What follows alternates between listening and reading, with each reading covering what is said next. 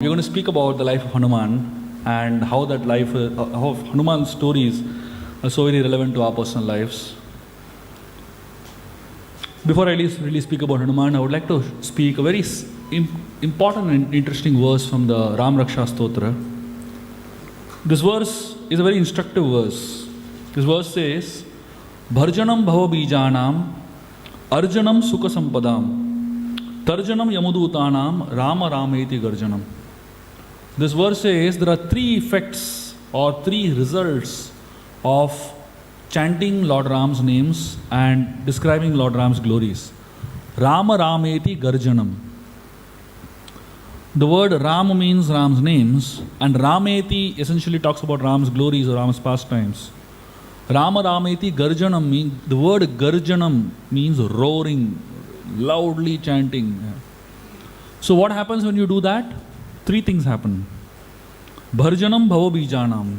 The first thing that happens is the seed of material existence, bhava bij.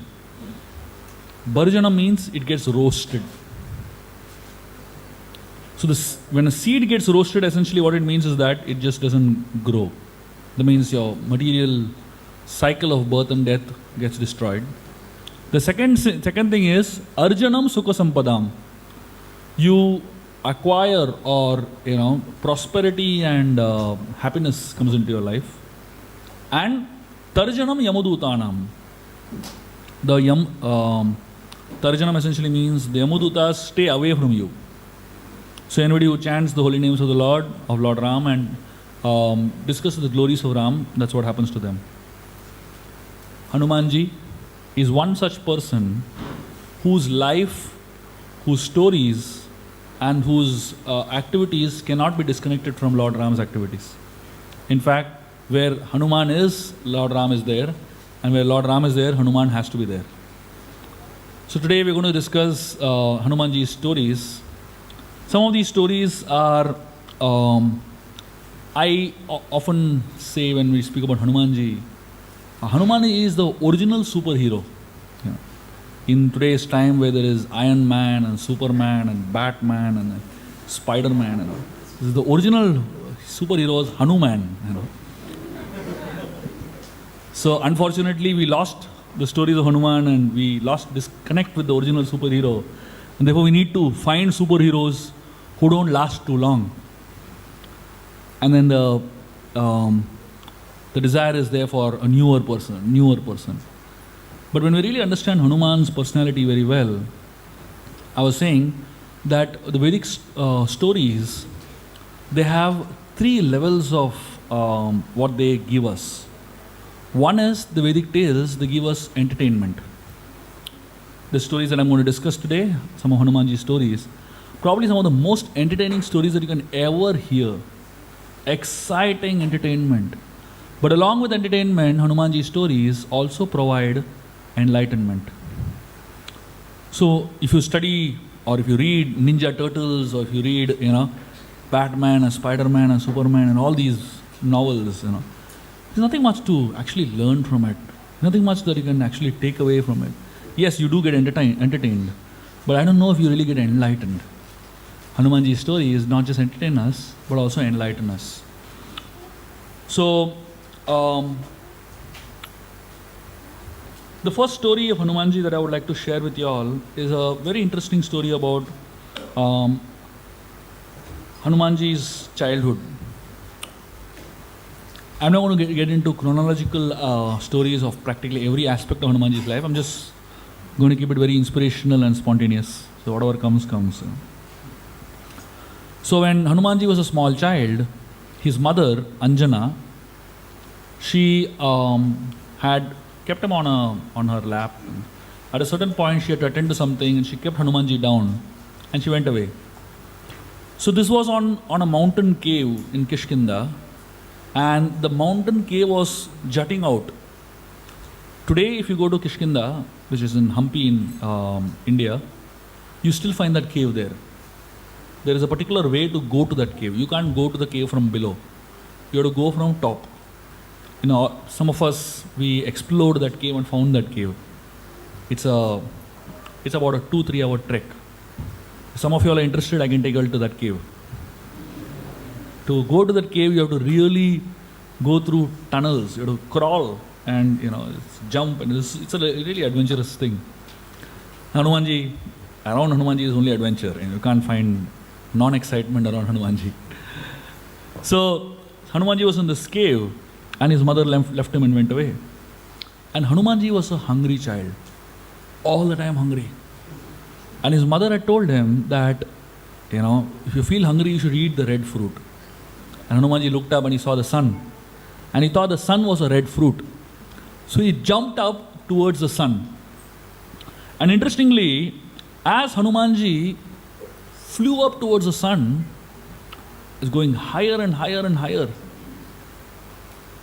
The grahas, before you reach the Surya, the sun planet, there are many grahas that come in between. And when these planets were coming in between, and Hanumanji, the speed at which he was moving, these planets got completely bewildered. Who is this new planet coming in? So they actually shifted aside to allow Hanumanji free access to the sun. So Hanumanji reached the sun, he caught the sun, thinking it was a big red fruit, and put it in his mouth. Exactly at that time when Hanumanji was eating the sun, exactly at that time there was supposed to be Surya Grahan. Rahu was coming to eat the sun. When he reached the place where the sun is missing. And Hanumanji was standing over there, So Rahu got bewildered. And when Hanumanji saw Rahu, so he thought this is a black ball, let me eat this also. He caught Rahu and put Rahu also in his mouth. Can you imagine? In the mouth of Hanumanji is Rahu and Chandra and Surya. There was a darkness all over. The demigods are completely bewildered. Where is the sun? Because the source of light to the whole universe is practically the sun, and the sun is missing. So they went to Indra and complained that sun has gone missing. Indra said, where can the sun go? It's not like some small thing that it goes missing somewhere. So Indra said, so the demigods told him there's a monkey that has come and eaten up the sun. Indra, he was so wild. He got up on his elephant, Airavat, and went running towards where Hanumanji was. And when he saw Hanumanji sitting over there, looking around for more fruits to eat, that's when Indra arrived. And when Indra came over there, Indra was sitting on this white elephant. Hanumanji thought that was also a white fruit, He jumped on Airavat to catch him. So Indra, out of fear, he just threw his thunderbolt, and which hit the chin of Hanumanji. And the chin of Hanumanji broke. In Sanskrit, the chin is called as Hanu. From that point onwards, Hanumanji got the name Hanuman, the one whose chin is broken. So till that point of time, Hanuman his mother gave him the name Sundar. That is one of the reasons why the Sundarkand of the Ramayana is named as Sundarkand. There are 3 reasons. One is because his mother named him as Sundar. The Sundarkand is also known as Sundarkand because the Sundarkand describes the beauty of Lord Ram's personality. Hanumanji describes Ram's beauty to Sita. And Sundarkand is also known as Sundarkand because it talks about the beauty of Mother Sita's personality, character. And it is also known as Sundarkand. Yes? See, Marut is so there's a different, the reason Maruti is because of his connection with the Maruts. There is a different, he had multiple names basically. Sundar was one of the names, Maruti was one of the names, Bajrangi was one of the names, and here Hanuman is one of the names. So it had multiple names basically. What was I saying? Yeah, so the 4th reason why it is also called Sundarkand is because the whole story, the whole book describes Hanumanji's personality. We will see as we go ahead today. So when Hanumanji was sit on his chin, he fell unconscious and he fell downwards, and his father Vayu caught him and he brought him into a cave, the unconscious child. And Vayu was so upset that his child was hurt that he withdrew all the air from the universe. And practically, people are not able to breathe. So the demigods began to panic. They ran to Lord Brahma along with Indra and they said, please save us. Brahmaji said there's only one way we can save the universe, is provided we go and bless this small child, revive the small child, and give him profuse blessings and please Vayu. So all the demigods went down now to where the cave was, where Hanumanji was lying down. And each demigod began to give profuse blessings to Hanumanji. Lord Brahma touched Hanumanji and revived him. He gave him the blessings that no one can kill him and the laws of the universe won't affect him at all. And Brahmaji also gave him the blessings of knowledge. Surya, he gave him immunity from fire. Surya also gave him, he also told him that when time comes, I will teach you the Vedas. Then Vishwakarma gave him intelligence and creativity, which he uses very well throughout his life. Then Dhanvantari gave him the healing touch. So each of the demigods started giving him different blessings and benedictions. And when these blessings started accumulating in Hanumanji, Hanumanji started smiling. He was becoming more and more powerful now. And finally, Brahmaji gave him a blessing that was the most important blessing. Brahmaji offered him a diamond necklace. And he told Hanumanji that this diamond necklace will be invisible to the world. The only person who will be able to recognize this diamond necklace is your master. And the day somebody recognizes this diamond necklace, you should know that person is your master and should surrender unto him. So that diamond necklace was the most precious thing that Hanumanji received that day. After that, all the demigods, they went away. And Hanumanji became a restless, wild, intense monkey child. And the restlessness of Hanumanji manifested in the form of his naughty pranks. Children, when they are intelligent, they actually become very restless because nobody can contain them in a box. They just don't know how to use their strengths, they just don't know how to use their intelligence, they just don't know how to use their abilities. Till someone comes into their life who can teach them. Hanumanji had no one to teach him, so he was just wild. So Hanumanji, he would harass the sages to the limit. Because they were soft targets, The sages were just simple people, is just hanging around. So Hanumanji would go, and when the sages would have bath in the river, Hanumanji would jump into the river, and from below the river he would pull their legs as they're doing Gayatri, And then sometimes he would go and pull their beards. Sometimes Hanumanji would take their cloth and hang it on top of a tree. And they would come out, they would find no clothes there. Hanumanji was doing all kinds of weird things with these sages. One day he did something that was the most naughtiest thing that Hanumanji did. What he did essentially was, there was a particular sage who was residing in a small hermitage. Early in the morning, Hanumanji did some funny things and he went and hid. So when the sage opened the door of his hermitage to answer nature's call, in those times there wouldn't be bathrooms inside the house, they would have to go out. So when the sage was going out to answer nature's call, just when he stepped out, outside his house there was a tiger tied up, roaring loudly. The sage got bewildered, who can tie up a tiger outside his house? You tie up dogs, you don't tie up tigers. So the sage got bewildered and he ran inside, And then he tried to get out from the back door.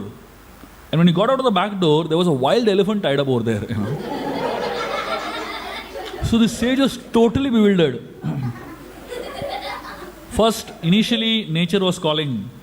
And then nature started screaming, And then nature started howling. And then nature was yelling. And the sage was frustrated. He had nowhere to get out, And then when he saw from the window, he saw Hanumanji was rolling on the ground and laughing like anything,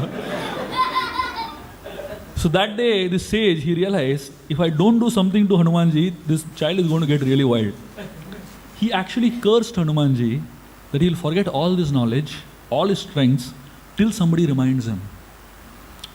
Essentially, Hanumanji's restlessness was a strength, was an indication of him wanting to do so much.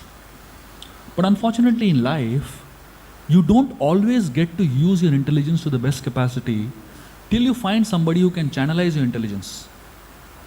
Many times, when God gives us intelligence, He also gives us somebody who can use our intelligence properly. We find in the life of Hanumanji, at this point of time, because he didn't have the person who could use his intelligence in the right way, the strengths were taken away. And then Hanumanji instantly became a sober child. He walked back home that day. When Keshari and Anjana saw Hanumanji walking back home, they were bewildered. Because Hanuman never walked back home. He would jump from window and from some tree and he would fly back home. He would never walk back home. Hanumanji came back to Keshari, his father, and he said that, I want to study. So his father was bewildered. Where did this whole new phenomena come from? I want to study, he's saying, So then Keshari, he said, we'll find a good teacher. So the best teacher at that point of time was Surya Dev, who used to have a school. And Surya Dev's school was a very interesting school. It was a flying school. Surya would teach on his chariot. Sun's chariot was huge. And it could accommodate about 60,000 sages at one time. So when Hanumanji went to Surya Dev to ask him to teach him knowledge, Vedic knowledge, Surya Dev said, I have no problem in teaching you, but the problem is there is no place. Admission's full. Surya Dev's international school. No admissions. Hanumanji said, I have no problem. I don't want a seat. I just want your permission to learn. Hanumanji was not bothered about comforts. He was not bothered about facilities. He was eager to learn. Today, most kids, most youngsters, before they decide to learn, they ask what facility is available. AC hai kya? AC rooms, projector is there, iPad they give or what. They ask 100 different questions before getting admission. The first question they should ask is, am I eager to study? Hanumanji was so enthusiastic to study, he didn't want any facilities. He just wanted teacher's permission. So Surya Dev said, no problem. So Hanuman said, I'll manage. And Hanuman started flying along with Surya and studying, hearing from Surya Dev. At a certain point, as Hanuman was flying along with Surya, he realized that I'm not able to see my guru, see my teacher. So he turned around and started flying backwards. You can imagine, the sun is flying this side and Hanumanji is flying backwards because he wanted to see his teacher and study. And throughout the whole teaching, when Surya was teaching him, Hanuman not even one time ever asked his teacher to repeat what he said. He was so attentive, so eager, so focused, able to retain practically every single information that Surya was providing. In 60 sun cycles, Hanumanji learned everything that had to be learned. At the end of learning all that, Hanumanji went to his guru, Surya Dev, and he said, my dear teacher, because I have learned so much from you, I am very grateful to you.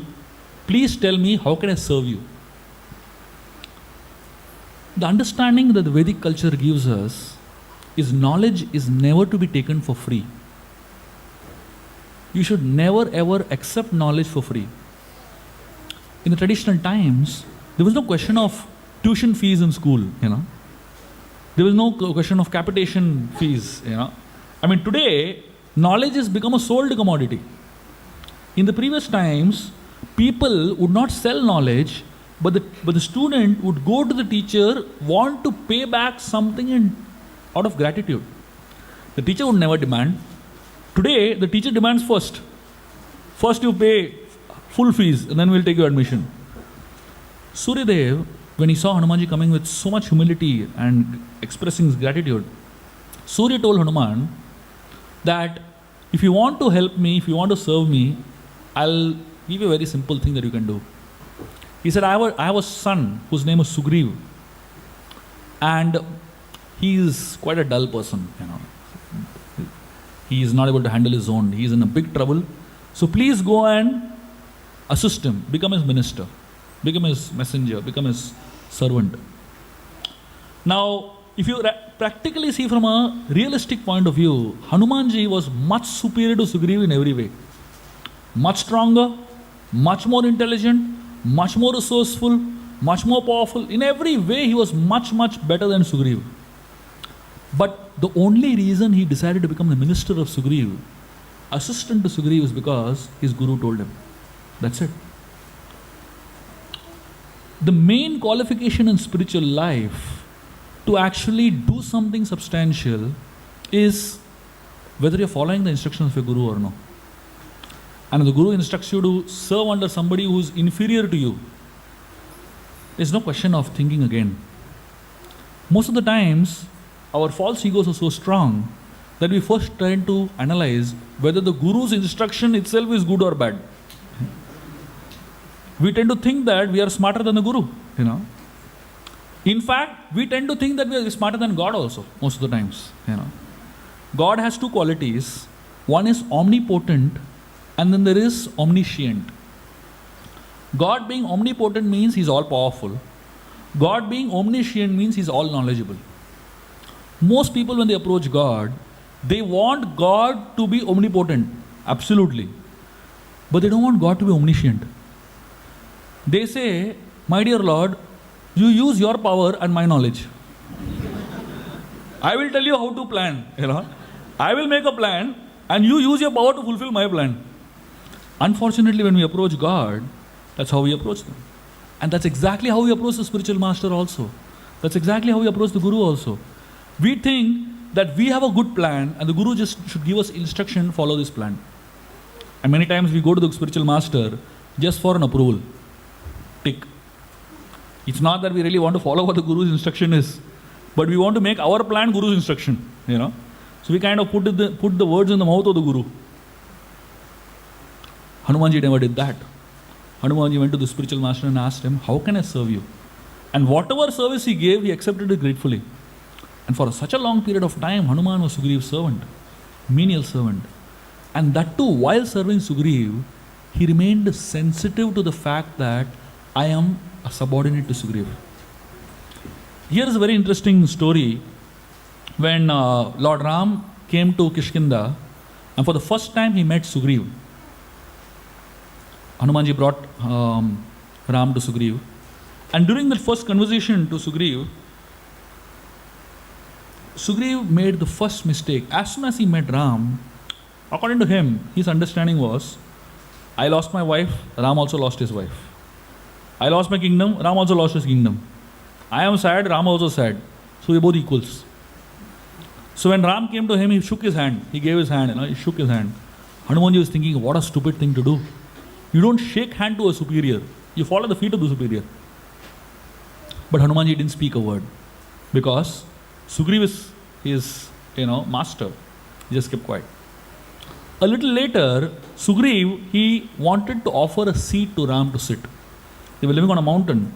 So Sugriva took out a branch of a tree and put it on the ground and offered that seat to Ram to sit. So Ram sat on the branch of the tree. Sugriva sat on the same level as Ram. And he completely forgot to offer a seat to Lakshman. Ram felt really bad about it. He was hurt. Hanumanji, he immediately realized the mistake of his master. But rather than correcting his master, he did something very interesting. He went and pulled out the branch of a better tree, of a sandalwood tree, and he offered it to Lakshman to sit, and he himself sat on the ground. When Ram saw this, he instantly realized that this person can be a good messenger. This person can be a good servant for me. Spiritual life is about sensitivity. Sensitivity in dealings, sensitivity in one's behavior, sensitivity in one's words, and sensitivity in one's actions. Insensitivity is about mundane material life. Materialistic person doesn't think, just does things. But a spiritualist, before he does anything, before he speaks anything, he thinks 100 times. He thinks whether it is really sensitive and right to do it. Hanumanji, when he met Lord Ram for the first time, something very interesting happened. Just before this episode of Sugriva and Ram meeting, Ram met Hanuman. So when Ram met Hanuman for the first time, Hanuman came disguised as a beggar. He came disguised, as it is explained, as a bhikshuk sannyasi. So now, among sannyasis, there are many categories of sannyasis. There is bhikshuk sannyasi, which means a beggar sannyasi who doesn't know where his next meal is going to come from. Then there is Parivrajikacharya sannyasi. Parivrajikacharya sannyasi means somebody who is traveling across the world and He is living, he has like thousands of disciples, he has, matas under him and so many things. So when Ravan came disguised to Sita, he also came as a sannyasi. But he took the role of a Parivajaka sannyasi.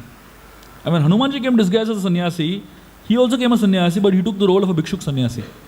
Just imagine, even in taking sannyas, one has pride and one has humility. So Hanumanji, when he came in front of Lord Ram, he came disguised as a beggar.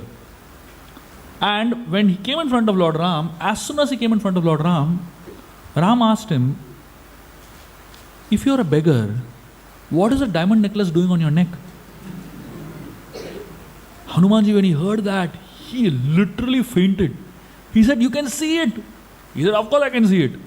Ram asked Lakshman, can't you see it? Lakshman said, no, I can't see any diamond necklace. Hanumanji realized that this is the person whom I have to give my life to. And then Hanumanji started inquiring from Ram and Lakshman who they were, where they have come from and all that. And then Ram Lakshman asked Hanumanji for his introduction, and he spoke about how Sugriv is suffering, how he's assisting Sugriv and all that. So during the whole conversation, Lord Ram was telling Lakshman, just by hearing a few words of Hanumanji, he said, this man, this person, this Hanumanji, he is a great scholar. He said, Hanumanji has to have knowledge of Samaveda. Because he has knowledge of Samaveda, look at the way he is speaking. Every word he is speaking is poetic. Hanumanji has to have knowledge of Yajurveda. Look at the memory that he has. Because the way Hanumanji was quoting verses, the way Hanumanji was speaking, he knew exactly which words to use when. That requires a lot of memory. So he said he has to have knowledge of Yajurveda. And like that, Ram started speaking about all the knowledge of different scriptures that Hanumanji had just by hearing Hanumanji speak a few words. Looking at his posture, looking at his speaking style. And then Lord Ram told Lakshman, whoever has this person as his messenger, that person doesn't need anybody else to assist him. And he said, if Hanumanji is in front of a person who is angry, who has a raised sword in his hand, if Hanumanji speaks a few words, that person will drop the sword, just melt. That is the power of Hanumanji's speech. You can imagine how much impact Hanumanji caused in Lord Ram just by his sensitive speech. The power of words is actually very intense. We don't understand it. When we use words wrongly, we're actually creating wrong impression in people's minds. As devotees, we're supposed to really know how to control our tongue. Therefore, Nectar of Instruction, which is supposed to be the first self-help book in the history of humankind, written 500 years before by Rupa Goswami, 11 verses from everything to everything. In 11 verses, Rupa Goswami talks about from how to be a good human being to how to go to attain the perfection of spiritual life, the highest abode. Just 11 verses. I mean, today's self-help books have so many pages and pages and pages, but nothing substantial in them. Here is just 11 verses. And where do the 11 verses begin? It begins with Vacho Vegam. Control the power of speech, essentially. Unfortunately, when we speak all the wrong things. We speak and then think what we spoke. Ideally, we should think and then speak. Hanumanji, his speech caused Lord Ram such an inspiration from within his heart. So, Hanumanji made one mistake when he spoke to Ram for the first time. And that one mistake really caused Hanumanji very, very dearly. In fact, 4 months after this mistake that Hanumanji did, Lord Ram didn't speak to him. You know what the mistake he did? Lord Ram asked him, who are you? And he said, I am the servant of Sugriv. That's it. Ram went behind and sent Hanumanji ahead, sent Lakshman ahead. So he said, two servants deal with each other, I will step back. And Ram did not speak to Hanumanji for 4 months after that. Why? Because when you go in front of God, you don't tell him that you are a servant of somebody else. From that day onwards, whenever Hanumanji is asked introduction, he has a standard introduction. In Lanka, Ravana asked him, who are you? He said, Dasoham Kaushalendrasya. I am a servant of Ram. So from that day onwards, he was very clear, I'll never ever make the same mistake again. But that one mistake that he made, 4 months Ram didn't talk to him only. He kept talking to him through Lakshman. So we have to be very careful. If somebody asks us an introduction, who are you? Better be ready, prepared for it. So, just fast forwarding this whole thing to where the monkey army was in search for Mother Sita, and they reached the shores of the southern ocean, and there's a whole big 800-mile ocean to cross. So as the monkey army was discussing among themselves how to cross the 800-mile ocean, the different monkeys started talking about how much they can do. One monkey said, I can jump 10 miles. Another said, I can do 100 miles. Another said, I can do 200 miles. One monkey said, I can do 500 miles. Angad said, I can do 800 miles, but I can't come back. So all of them are completely confused on who's going to do it. And one of them, who was the leader among them, his name was Jambavan. He was not a monkey, he was a bear. And Jambavan, he started looking at all the monkeys. He told them that when I used to be in my younger days, I could, Vamanadev, when he extended his feet, I circumambulated the feet of Vamanadev, practically the entire universe, 21 times. I could move at the speed of the mind. I could have crossed this 800 miles easily, but now I'm old, I can't do it. Interestingly, many times old people, they only talk about their past. I did that, and I did this, and I did. There's no present glory left practically. But old people, rather than using their experience and wisdom to guide somebody, they only keep talking about their past only. So here, Jambavan, he talks about his past. I could have done it, but he also admits that I can't do it now. And then Jambavan uses his experience to find out who can do it. And he looks at all the monkeys. He makes like a SWOT analysis of all the monkeys. And then he comes to realization that there's one of them who has not spoken only. That is Hanumanji. He's just sitting in one corner without speaking at all. So Jambavan goes to Hanumanji and he preaches to him, inspires him, reminds him of his own powers. And as Jambavan is reminding Hanuman of his powers, Hanuman becomes bigger and bigger and bigger. And he says, I'm going to do it. I can easily do it. From that point onwards in the Ramayana, if you study, the hero of the Ramayana is Hanuman. But after this, how many times do you find the name of Jambavan coming in the Ramayana? Hardly few times, 3 or 4 times. From the world's point of view, Hanuman is a hero. But from Hanuman's point of view, Jambavan is a hero. Because Jambavan is the one who inspired Hanuman to understand his potential. Just try to put this whole scenario in today's corporate world's point of view. Just imagine Jambavan as a project leader in a corporate today. And there was a 800-mile project to achieve. And he knew that Hanuman can do it, but Hanuman is a subordinate. Generally, people of today, leaders of today, what they do is that if I can't do it, nobody should be able to do it. Hell with Sita, hell with Ram. We'll sit here and cry. They would have abandoned the project just because they can't get glory for it. But Jambavan, he is what I call as invisible leader. He is somebody who believes in creating achievers. Being an achiever is one thing and creating achievers is another thing. Leadership is always about legacy. There is no point in being a leader if you can't create leaders. In fact, because Jambavan inspired Hanuman to become a leader, become a hero, Hanuman remained eternally indebted to Jambavan. Teachers, gurus, leaders, their role is not to just lead. Their role is also to create more leaders. Their role is also to create achievers. If every teacher starts thinking that I want to be the achiever, who's going to create achievers? And therefore, Jambavan, he inspired Hanuman to be the achiever here. But if you study a little further in Hanuman's life, much later, so in the Ramayana, who's the hero of the Ramayana? Hanuman. But in the Mahabharata, what did Hanuman do? Nothing. The war hero of the Ramayana, what was he doing in the Mahabharata? Sitting on Arjun's flag and doing nothing. But what did Hanuman do at that point of time? Hanuman inspired Bhima to be the hero. This is creating legacy. Jambavan, he had a heroism of his past. He was a hero in his past.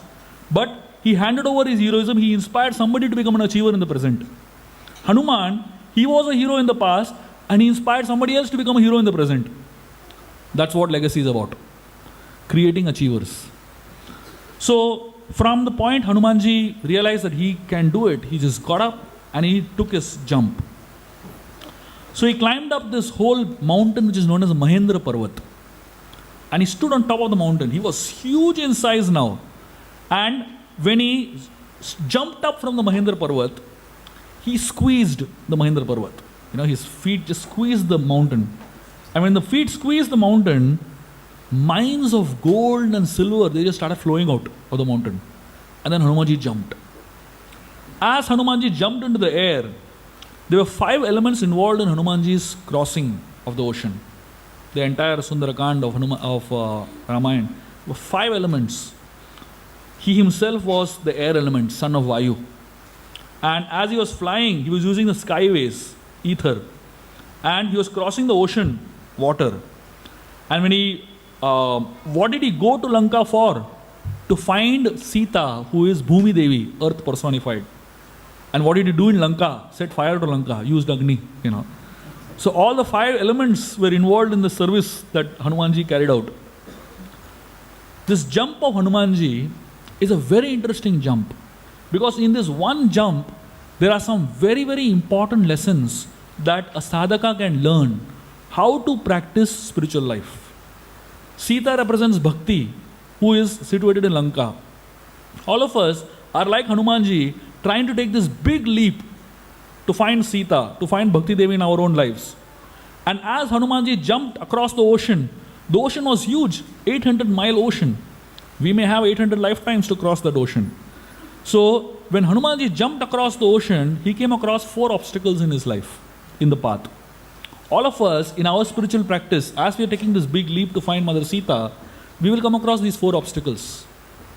The first obstacle that Hanumanji came across was a golden mountain named Mainak. So as Hanumanji jumped, right from the middle of the ocean, a huge mountain rose up. This is completely gold mountain. And Hanumanji, when he saw this mountain, he was, taken aback. And this Mainak, this personification of the mountain, this God in charge of the mountain, he stood up and he told Hanumanji, "My dear Hanuman, you have a long journey to go. Why don't you take a little rest on me and then you can go continue? There are beautiful lakes in my mountain. There are beautiful fruit-bearing trees in my mountain. It will entertain you fully. Take just a little rest and you can go ahead in life, on your journey." Hanumanji told Mainak, "I'm sorry. Till I reach my destination, I cannot think of resting for one moment." Hanumanji just touched his feet on the mountain and flew away. Mainak represents comforts that come on the path of spirituality. When we decide to venture out on this long journey, there will be many people who will tell you, "Prabhuji, itna intensely nahi karna chahiye bhakti. Don't do so intensely.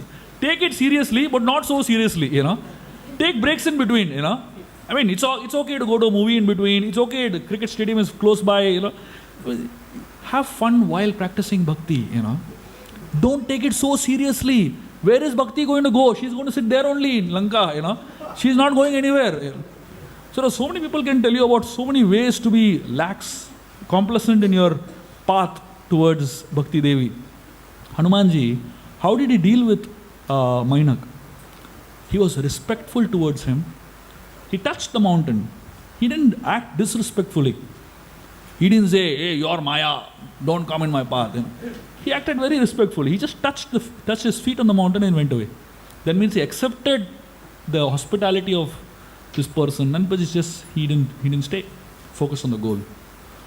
All of us, when we are clear that this is the goal we want to achieve, there's nothing that should come in between. Many times respect, many times comforts, many times so many facilities come in between our path. Once you start chanting, all your relatives, they start becoming, your friends, and they start becoming very appreciative at a certain point, after a certain point. And they start respecting you. They'll say that you are a guru and this and that. Lot of these things happen. But none of these things should impede our progress and our focus on the goal. As Hanumanji jumped further, he flew further. A second obstacle came on his path. This was a demoness whose name was Surasa. Right from the middle of the ocean, this huge demoness came up and she opened her mouth wide. When Hanumanji saw Surasa with her mouth wide open, he didn't know what to do now. Surasa told Hanumanji that I have a benediction of Lord Brahma. Lord Brahma has told me that anyone who passes over this ocean can become your food, can enter your mouth, has to enter your mouth. Hanumanji said, I don't care for all these benedictions, I'm going. Surasa said, you can't go. And she opened her mouth bigger than the size of Hanumanji. Hanumanji became bigger than her mouth size. So Surasa, she opened her mouth 10 yojanas wide. Hanumanji became 20 yojanas. Surasa opened her mouth 30 yojanas. Hanumanji became 40. Surasa became 50. Hanumanji became 70. And then Surasa became 100. Hanumanji, he reduced himself to the size of a fly, entered her mouth and came out. And told Surasa, your benediction is taken care of. I went into your mouth and came out. Now you allow me to go. Yeah. Surasa was very impressed with Hanumanji's intelligence. And Surasa actually blessed Hanumanji that may you be victorious. Surasa represents the competitive mentality that comes in when you start practicing spiritual life. Many people practice spiritual life not so much because they have a desire to practice, but they want to show others they're better than others. Many times we end up practicing spiritual life just with the desire to show that I'm better than you. Competition has no end. Surasa was becoming 20 yojanas, Hanumanji was becoming 30, Surasa was becoming 40, Hanumanji was becoming 50. There's no going on and on and on. They could have gone on forever. But Hanumanji realized, my goal is not to prove that I'm better than you. My goal is to please Krishna, please my Supreme Lord. My goal is to find, complete my project, reach my destination. Many times in this whole pursuit of competition, trying to prove I'm better, you lose focus on your goal. There are so many people who come into ISKCON with very good intentions, very clear intentions, Krishna Prem. And then somewhere in between, some skill comes in, somewhere in between some talent comes in, and then you get into the whole mindset of proving that I'm better than you and I'm more superior devotee just because I can do all this. I'm a better book distributor just because I can distribute so many books. I'm a better singer because I can sing so many tunes. So on and on and on. Where is this whole competitive mentality coming from? How did Hanumanji deal with competition? Hanumanji did not go to prove that I'm better than you. Hanumanji decided, you be best. I'll be small, but let me go ahead. Spiritual life, we don't need to really prove to anyone that I'm better than you. The only thing we need to do is just keep going ahead towards our destination, towards Bhakti Devi, towards our goal. After Surasa, suddenly, as Hanumanji was flying high, Hanumanji got stuck at a certain point. He was just not going ahead, not moving able to go behind. He was just not moving at all. Just imagine an airplane just stuck on the sky. It's a very scary thing, right? So Hanumanji he didn't know what's happening. Then he looked below and he saw that there was a lady whose name was Simhika. This lady, she was a very, very powerful demoness and she was a mystic. She had the ability to hold the shadow of a person and pull him down. So Hanumanji's shadow was on the ocean floor and Simhika was holding Hanumanji's shadow and pulling him down slowly. And she pulled him down all the way and put him into her mouth. Hanumanji went into the mouth of Simhika and tore open her belly and came out. That was the end of Simhika. Hanumanji continued in his journey. Simhika represents envy. People who are envious of another, they look for faults of the other person. Especially somebody who is flying very high.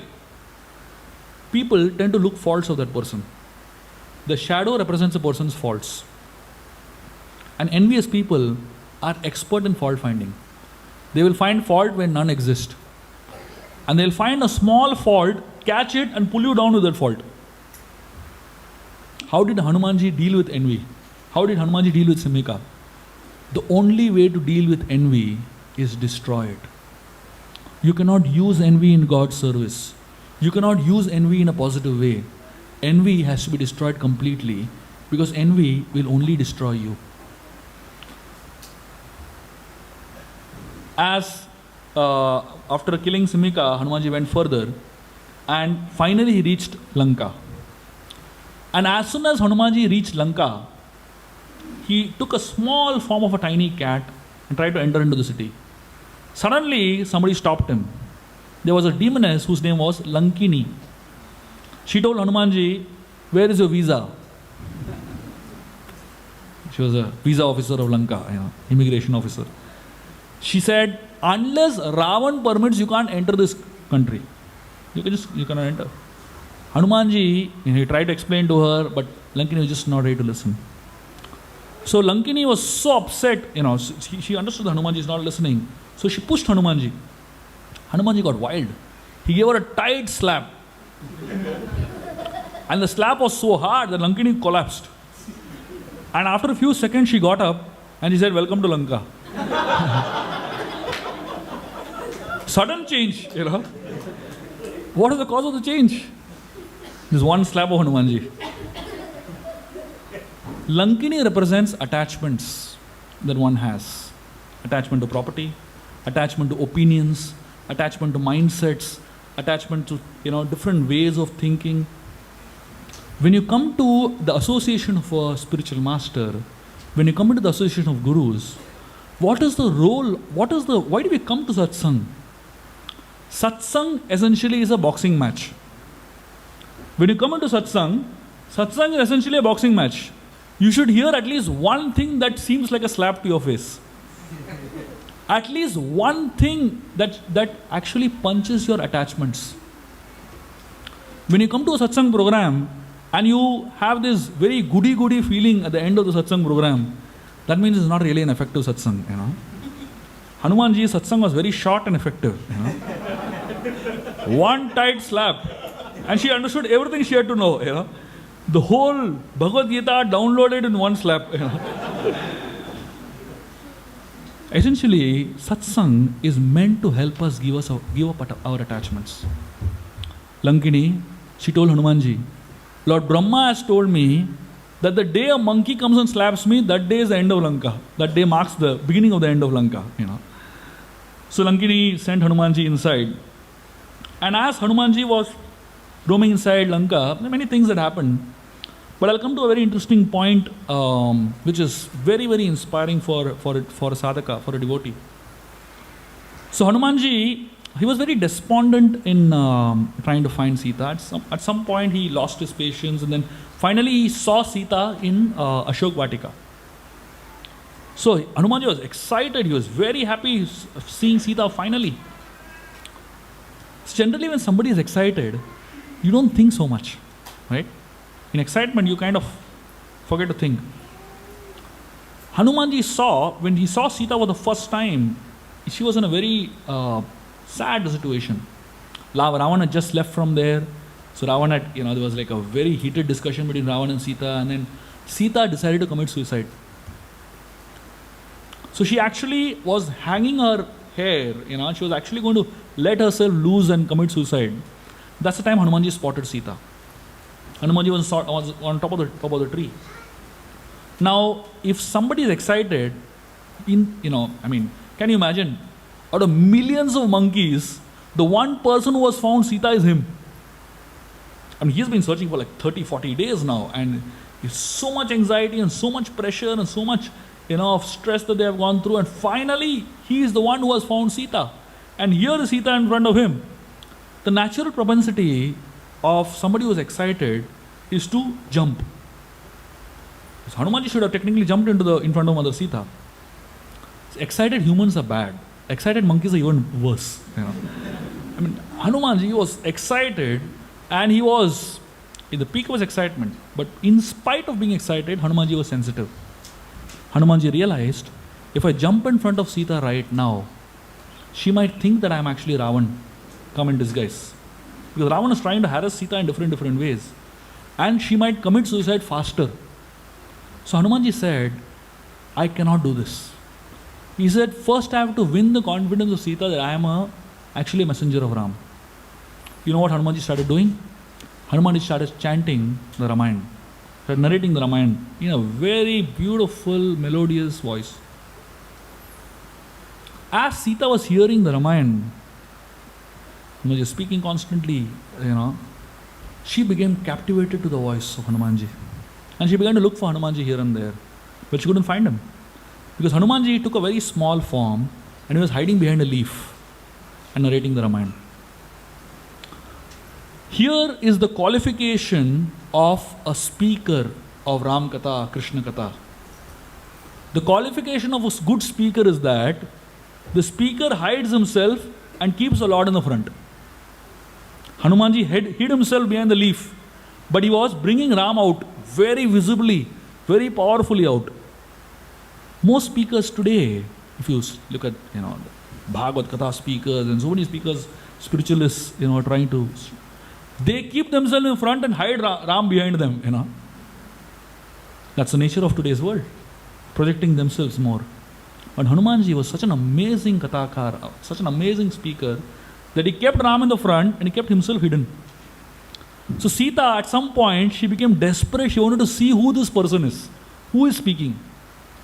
The qualification of a good Kathakar is that when he speaks, people should be enthusiastic to see him. So here Hanumanji, when he realized that Sita wants to see him, he jumped in front of her. And as soon as he jumped in front of her, ultimately he looked very different, right? So Sita just turned her face away a little bit, for like 1 second. Much later, when they reached back to Ayodhya and all that, Sita one day asked Hanumanji that first time when you came in front of me, I turned my face away from you. Did you feel bad about it? And you know what Hanumanji said?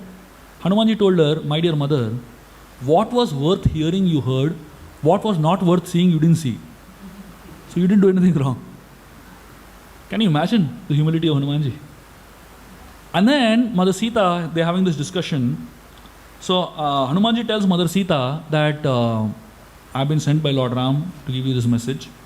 But why don't you come with me to Lord Ram? I can take you with me.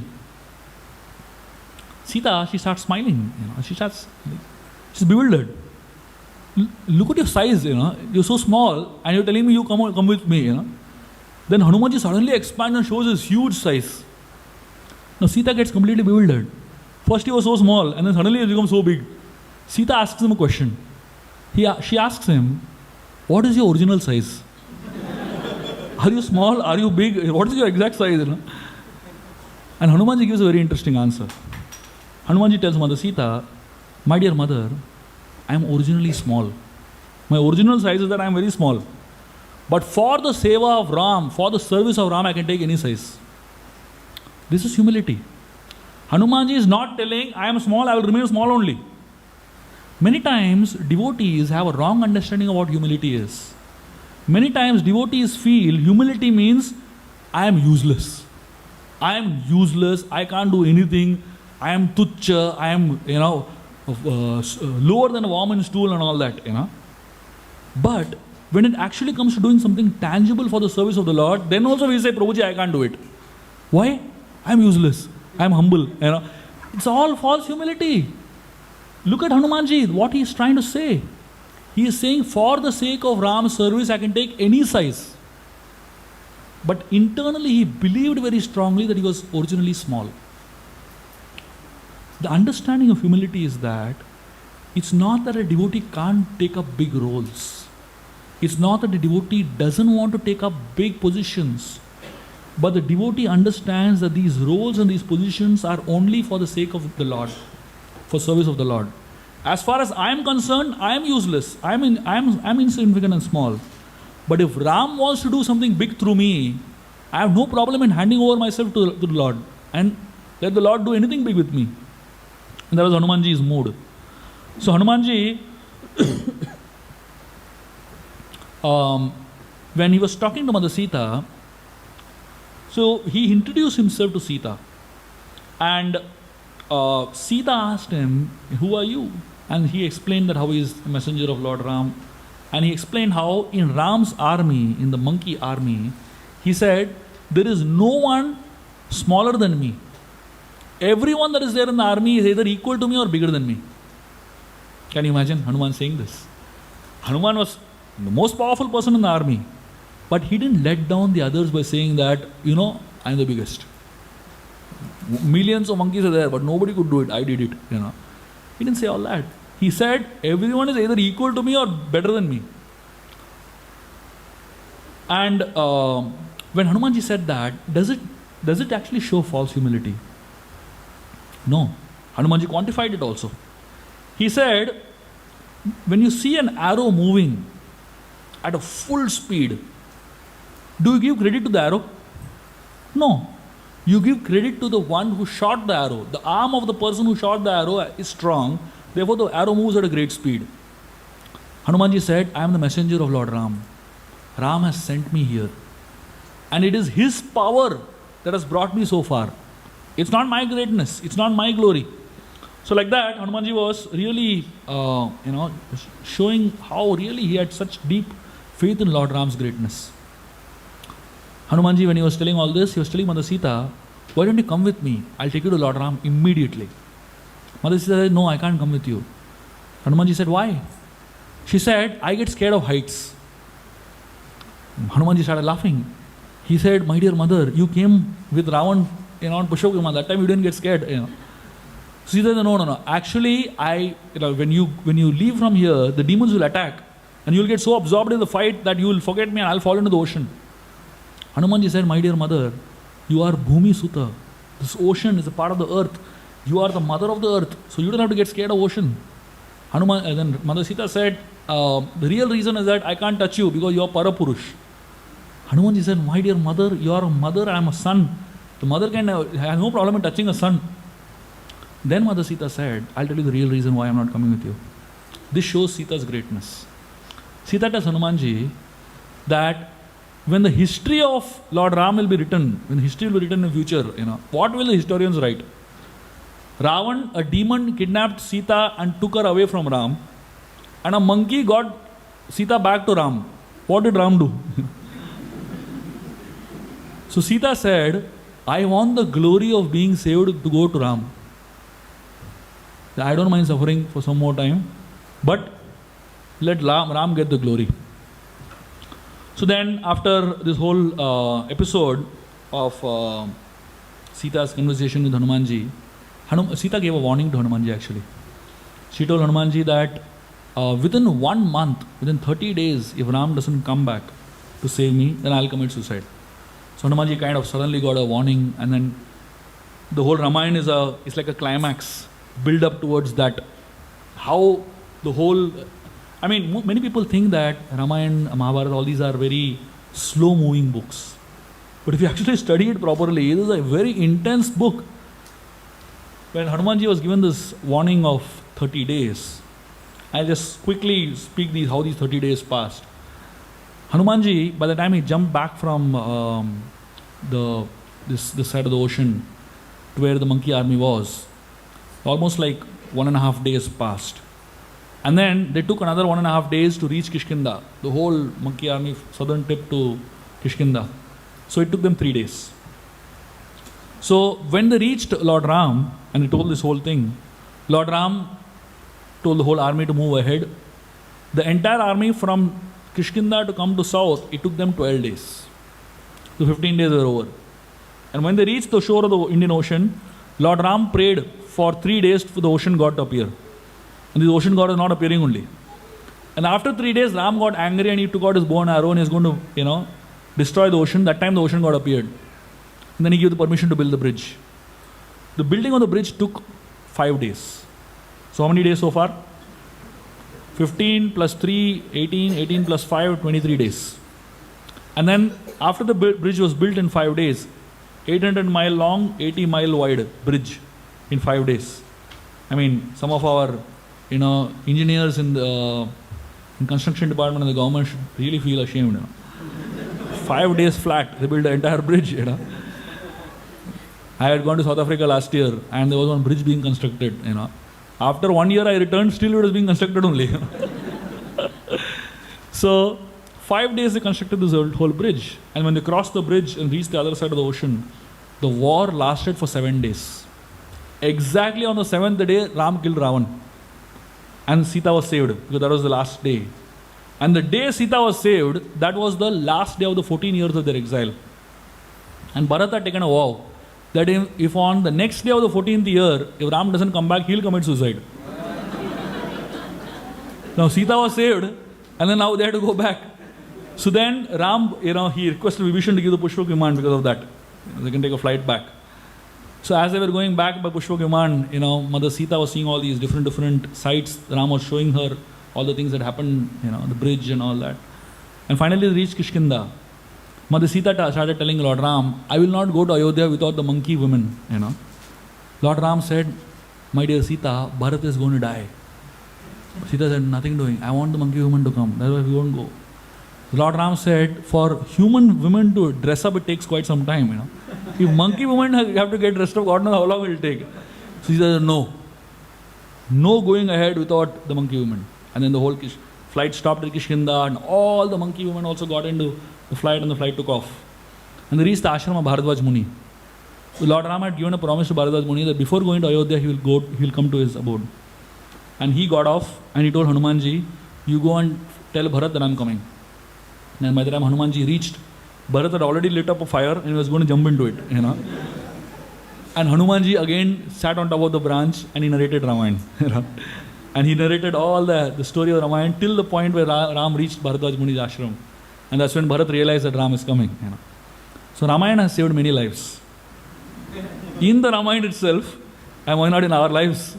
So whenever we go through despondency, suicidal tendencies come up, narrate the Ramayana. Probably some hope will come into your lives. So anyways, coming back to where we left, Hanumanji was with Mother Sita. And Hanumanji told Mother Sita, can I eat some fruits? Because he was hungry. So Sita said, okay, go and eat any fruits. So Hanumanji was sitting on different trees and eating fruits. And as Hanumanji was eating fruits, all the Rakshasi women, they were troubling Sita. They saw this monkey roaming around in Lanka. So in Lanka at that point of time, there were no monkeys existing.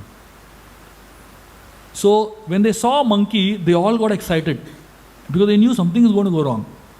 And interestingly, in Sanskrit, there are different words to describe monkey.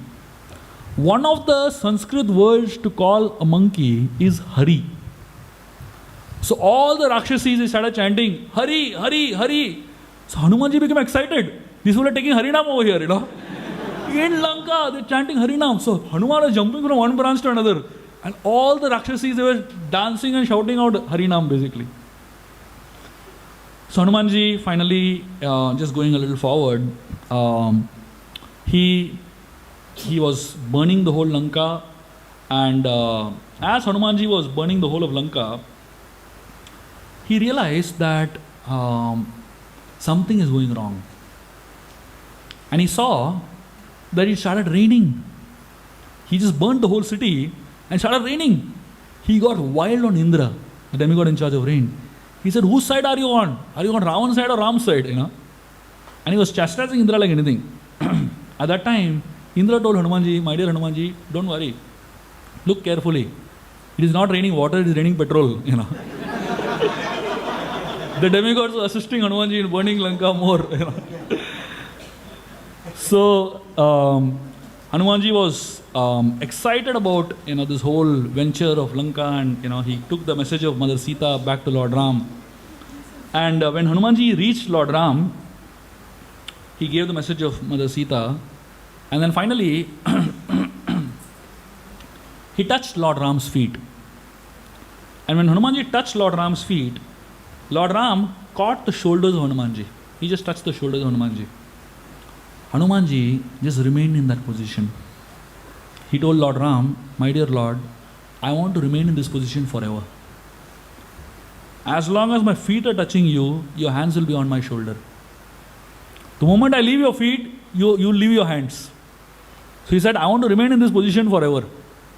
Just see, It's an amazing thought if you see it from one point of view, That means as long as Ram's hands are touching your shoulders, there is hope that Ram is in charge of your life. And the moment you leave Ram's feet and you get up, Ram will leave your shoulders. You are on your own. So Hanumanji had that one thought in his mind that, I want to just remain in this position forever. So Lord Ram picked up Hanumanji and embraced him. So when Ram embraced Hanumanji, he was so touched by the embrace of Lord Ram. Ram said, I have nothing else to give you except this embrace. Hanumanji that day, he took a vow. The vow that he took was, because Lord Ram has touched this body has become purified. And I don't want to give up this body at all. So that day he took up the vow of never dying. Can you imagine, So the perverted reflection of that is there in today's material world. In Bombay, there was a very famous rock star that had come to perform, And this man, during the whole performance, he kissed one girl on her cheeks. This girl, for 7 days, she didn't have bath. Kissed, The perverted reflection of the original consciousness of Hanumanji. So, there are many exciting stories about Hanumanji which are not really in the synchrony of this thing, but I'll just share some of these really beautiful and sweet stories of Hanumanji. So when the bridge was being built across the ocean, so all these monkeys were throwing different stones, with writing Ram's name and chanting Ram's name basically, and the stones were floating. So Lord Ram got bewildered. He said, what is the technology? I don't know what this technology is. So he said, let me also go and try. So he went to one corner where nobody was watching him. He took one stone, he chanted his own name and threw it. The stone drowned. So Ram couldn't believe it. These people are able to do it, why can't I? So he took another stone and he took his name and threw it. Again the stone drowned. So behind, Hanumanji was laughing at him. So Ram was very embarrassed. So Ram asked Hanumanji, why am I not able to succeed? All of you are doing it so easily. Hanumanji gave a very interesting answer. Hanumanji told Lord Ram, my dear Lord, when we take your names and throw these stones float out of great hope. But when you have thrown a stone, what hope is there for the stone except to drown and die? So Ram said, he gave up the project of trying to assist in the bridge. He went into his in his own place. So Hanumanji, and we know this story of the Hanumanji and the squirrel. The squirrels were trying to assist in the building of the bridge, and Hanumanji was shooing them away. So Ram saw this. Ram went to Hanumanji and asked him, why are we building this bridge? Hanumanji said, to kill Ravan. Ram said, I am sitting in his heart as Paramatma, I can switch off his heart. He'll die immediately, heart attack. So then Ram said, why are we building the bridge? Hanumanji said, we are building the bridge so that the whole monkey army can cross the ocean. Ram said, if I want, I can drive the ocean in 1 second. So Hanumanji got confused. He asked Ram, my dear Ram, why are we building the bridge? At some point you start doubting the purpose, right? So Ram said, the reason we are building the bridge is to engage you. And Ram said, just like you need engagement, the squirrel also needs engagement. And that's when Hanumanji understood the purpose of building the bridge. So many times there are some services that we do in the Hare Krishna movement. We tend to think, why are we doing it? The answer is same. We are not doing it to achieve anything. We are doing it to engage you. So when Hanumanji was in Lanka, when he came back to Ayodhya, there are some very interesting stories that happened in Ayodhya. So Hanumanji was very inquisitive to know one thing. He wanted to know, how does Mother Sita please Lord Ram so much? What is it that she does that makes Ram so happy with her? So Hanumanji decided that I am going to do a survey. I am going to follow Sita day and night to find out what exactly she does. There must be some secret tip that I am not able to understand. So Hanumanji was following Sita the whole day, from morning to evening. Sita was highly confused. This monkey following me around all over. And Sita was in her bedroom, and Hanumanji was standing on the door and watching her. Sita was feeling really weird. And Sita was decorating herself, because Lord Ram is going to come back, and she's decorating herself. Hanumanji is watching her like that. Finally, Sita took a small sindoor and put it on her forehead. And as soon as Sita put that sindoor on her forehead, Hanumanji asked, "What is that? What are you doing?" Now, Sita was thinking, how do you explain to a monkey, and to a brahmachari monkey, or what this is, very difficult to explain everything to brahmacharis, right? Yeah. So, Sita, she told it in a very simple way. She said, this red dot pleases Lord Ram like anything. Hanumanji said, that's it. I got it.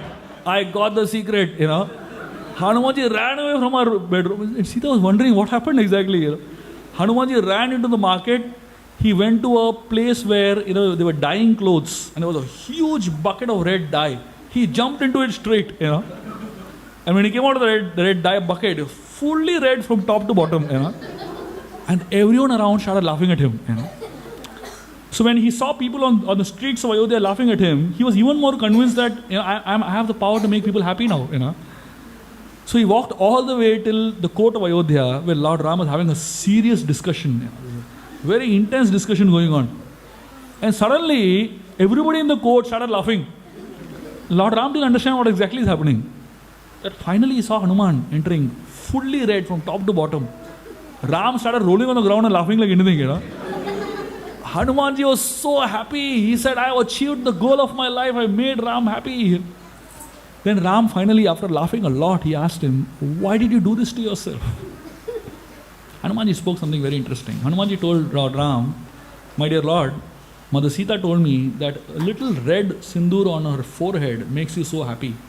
I was thinking, if little bit makes you so happy, what if I am fully decorated in red? How happy you will be. Hanumanji is a combination of innocence and intelligence. Those who are intelligent seldom are innocent. Small children have innocence in their heart, and that innocence is actually what makes them attractive. But as somebody becomes more and more intelligent, and as somebody becomes more and more talented, what they lose is their innocence. Unfortunately, people who are intelligent are sometimes the most non-innocent people in the world. And here is Hanumanji, who highly intelligent, highly powerful, highly accomplished, but he still managed to retain his innocence. And therefore, if you really want to learn something from Hanumanji, is this. It is very difficult to simultaneously be intelligent and innocent. What we definitely need in our lives to actually please the Lord is a little bit of that innocence, childlike nature. And Hanumanji really pleased Lord Ram like anything in this particular episode. One time when Hanumanji was, the part of the whole Ayodhya scene, when Hanumanji came back to Ayodhya, all the people of Ayodhya, they were, the most important people, Sita, Lakshman, Bharat and all of them, they were very upset with Hanumanji. The reason they were upset with Hanumanji was because they were thinking, Hanumanji does everything. He doesn't allow us to do anything. They decided that we are going to take Hanumanji to task. Why should he do everything? Why not us? The next day they had a conference. Everyone is invited except Hanumanji. And in that conference they made a list of all the services to Lord Ram from early morning to late night. Every service was included in that list.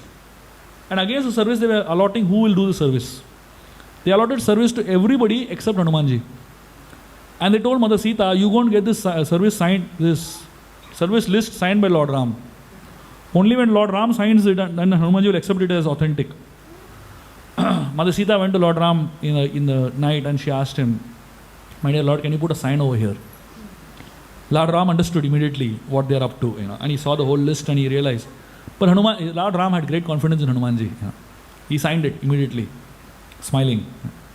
So the next day, all the services were doing. Wherever Hanumanji would go, they would say, this is not your service, this is my service, go from here. So practically, they were not allowing Hanumanji to do anything. So Hanumanji was totally bewildered. He went to Mother Sita and he said, what's going on over here? Sita showed him the list. She said, Lord Rama passed a new declaration. This is the list and your name is there, you'll get some seva. Hanumanji went through the old list. His name was not there only. So Hanumanji told Mother Sita, if there's any service that is not on the list, can I take it? Sita was so confident that she said, no problem, take it. Hanumanji said, there is one service that is not there. And what is that service? The service of, doing chitki, when Lord Ram yawns. Very unique service. Nobody thought of it till now. When you want to serve, you'll find a way to serve. Hanumanji, when he, she said, no problem. So Hanumanji went and stood next to Lord Ram in his court.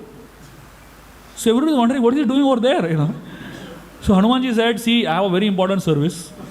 Ram can yawn anytime, I have to be present all the time. So all day he was standing over there, right next to Lord Ram. And people are getting so irritated, seeing. They're trying to get rid of him, and he's somehow just not able to. And in the night, when Lord Ram came into the bedroom of Mother Sita, Hanumanji followed there also. Sita said, what are you doing here? Hanumanji says, very important service. If Ram yawns in the middle of the night also I have to do chitki.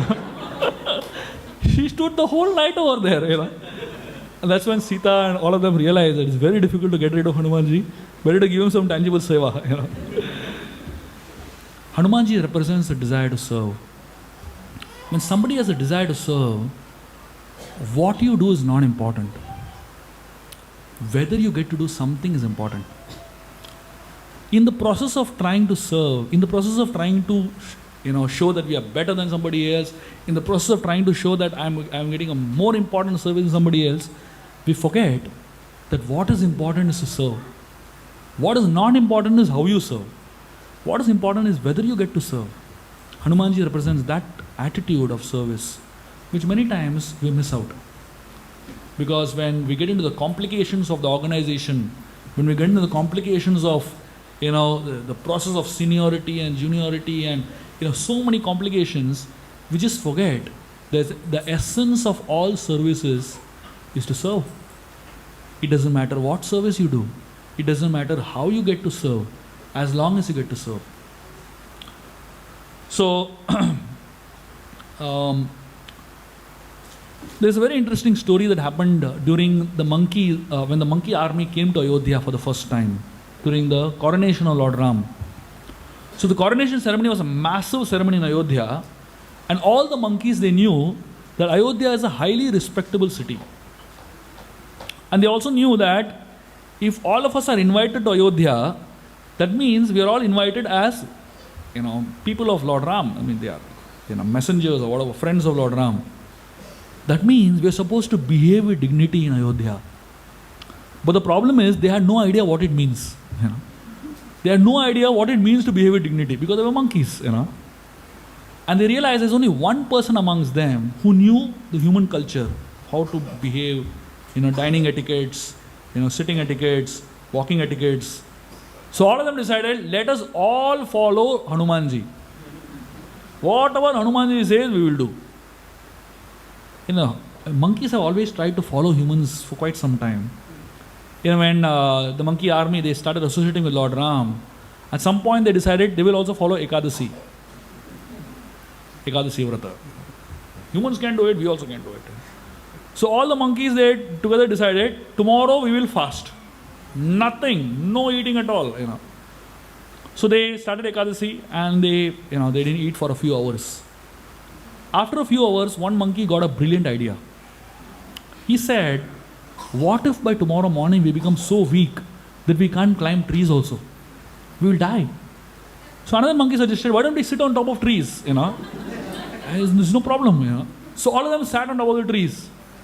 Another monkey had a brilliant idea. He said, what if tomorrow we don't have the strength to pluck fruits also? Another monkey said, let's just pluck the fruits and keep it in our hand. We won't eat. So all of them plucked the fruits and kept it in their hand. Another monkey said, what if tomorrow we don't have the strength to bite also? So all of them, one monkey said, let's bite and keep, we will not swallow it. That was the end of the Ekadasi. So after that story, the monkeys have been really careful of following human etiquettes. So this time they said that the only person who knows human etiquettes is Hanumanji. We will all do exactly what Hanumanji does. So all of them the next day, they were invited for a feast.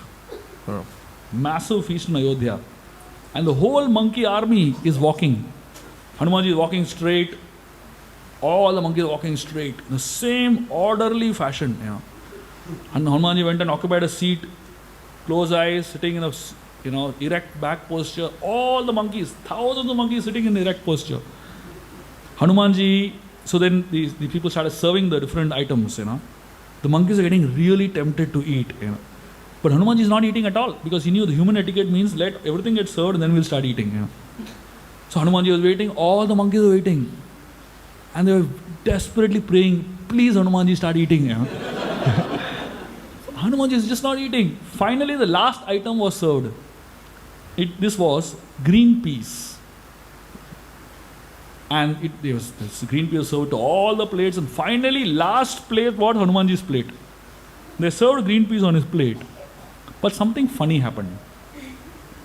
One piece from that sabji, it jumped out of his plate and started rolling, Hanumanji got really angry on that green pea. How dare that fellow jump out of my plate? Hanumanji jumped to catch that green pea and all the monkeys jumped out. They thought it is a part of human etiquette.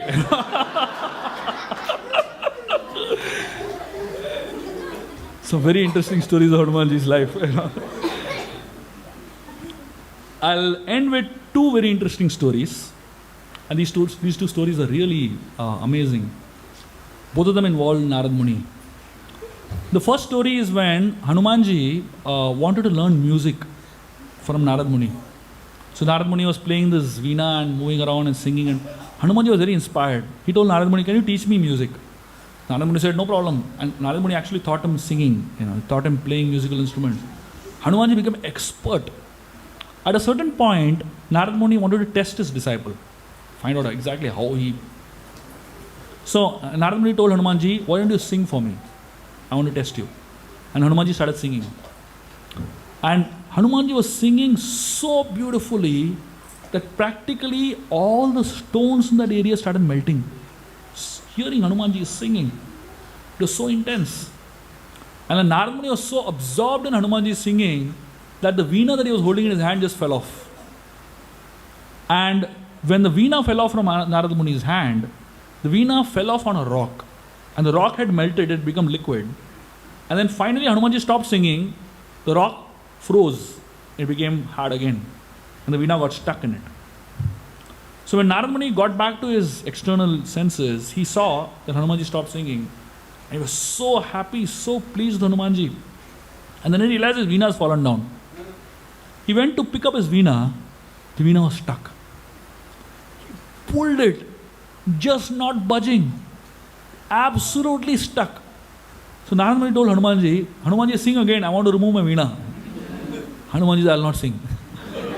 Narad Muni said, my veena is stuck over here, sing again. Hanumanji said, no. He started running, And Narad Muni started chasing Hanumanji to catch him, to bring him back to sing. Hanumanji started running all over Kishkinda. He made Narad Muni run like mad. He ran in every corner, every inch of Kishkinda, and finally came back and sat in the same place where he originally began. And then he sang and he released the veena. Narad Muni asked him, why did you make me run so much? Hanumanji told him, my dear spiritual master, I wanted the dust from your lotus feet to spread all over the Kishkinda area. There was only one way I could do it, So Hanumanji tricked Narad Muni to run all over the place. He has his own ways of getting mercy, right? And then this final, very beautiful story of Hanumanji and Narad Muni. One time, Narad Muni came to Hanumanji and he asked him a question. He said, my dear Hanuman, there are so many devotees of the Lord. Who do you think is the topmost devotee of the Lord? Hanumanji said, why do we need to think? Why don't you go and ask Lord Ram to show you his diary? Narad Muni was bewildered. First time in his life he heard of Lord Ram's diary, So Narad Muni went to Lord Ram and he asked him, my dear Lord, do you have a diary with names of devotees? Ram just pointed out, he said, it's lying over there, go and see it. There was a huge diary. And Narad Muni opened the diary. The first name was Narada. So he became really happy, And he started flipping the whole diary to see if Hanumanji's name is there. After reading the whole diary, Hanumanji's name was not there only. So Narad Muni went to Hanumanji and he said, my dear Hanuman, I have a bad news for you. My name happened to be in the first in the list, but unfortunately your name was not there only. How is it you're such a great devotee? How is your name not there? Hanumanji said, did you see the small diary? Now Narad Muni is totally bewildered. He says, what is a small diary? Hanumanji said, go and ask Lord Ram. So Narad Muni went to Lord Ram and he said, my dear Lord Ram, do you have a small diary also? So Ram, he removed the small diary from really next to his heart and gave it to Narad Muni. And Narad Muni saw the small diary, he opened it. First name, Hanuman.